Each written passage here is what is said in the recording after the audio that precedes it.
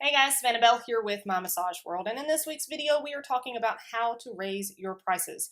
How do you know it's time to raise your rates? How much do you raise them by? How much notice do you give?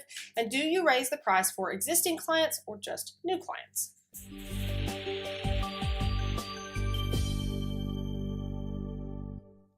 One of the biggest questions I hear when it comes to raising prices is simply, should I? And really, I can't say automatically, yes, everyone should raise their prices. There's a lot that goes into pricing, and while you may want to raise prices just because you want to, there are several considerations to make.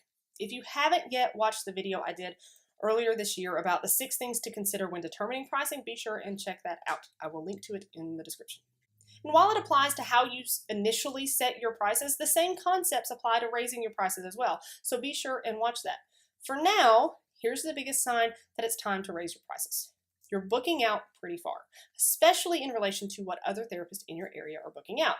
If it's just 2 weeks at a time, don't jump the gun. But if you're booked out solid for 6 weeks or more consistently, it's a pretty darn good indication that it's time to increase your prices. Again, check out that video for those other things to consider. I don't want to waste your time today repeating the info if you've already seen it. Next, who do you raise rates for? So you kind of have 2 options here. You can raise your prices across the board, so everyone, existing clients and new clients, will pay the same rate. Or you can grandfather in your existing clients so they stay at their old price and only new clients pay your new increased rate. Personally, I prefer the second method here. It's what I did in my own practice and it worked great for me. I know it is not for everyone, but there are a few extra benefits to it that I think make sense for a lot of therapists. Like I said, there is nothing wrong with raising your prices across the board so new and existing clients pay the same rate. People do it all the time and it works great. I decided to go with grandfathering in my existing clients for a couple different reasons.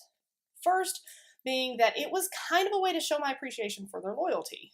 Some of those clients had been with me consistently for several years, and I wanted them to know how much I appreciated them. Secondly, I knew I would lose some of my favorite clients because they were on a very fixed income and simply could not afford the increase.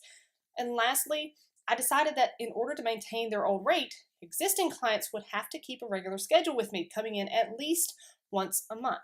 If not, they would pay the new increased rate. That built in even more loyalty and incentive to keep regular appointments. So for me, it just worked best.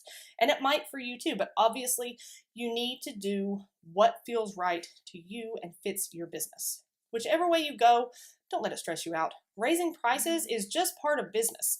Whether that's products or services, it happens all the time. Another question often posed on the subject is how much you should raise your prices by. Again, just like with most things I tell you, there is no broad answer to this because there's a lot that is really specific to your individual circumstances. But it really depends on who exactly you're raising prices for. If you decide to raise prices on all new and existing clients, smaller jumps are usually best, so maybe go up by $5 or $10 at a time. If you're only raising prices on new clients, you can make a much larger jump. For me, I jumped up $25 at a time because I didn't have to worry about surprising my existing clients. In fact, it's also a nice incentive for people to go ahead and start booking regular appointments with you if you give the public a heads up that you'll be raising your new client rate soon. And if they, book out a regular spot before then, they'll get in at that old rate and keep it as long as they keep those regular appointments. Make sense?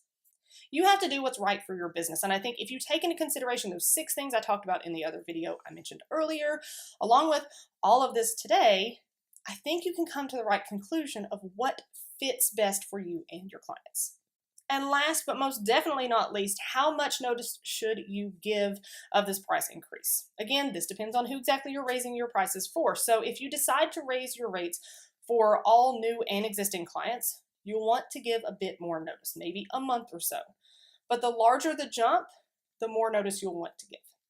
If you're raising rates just for new clients, you can do a pretty short notice. I think I only gave about a 2-week notice via email and social media that I would be going up $25 for new clients.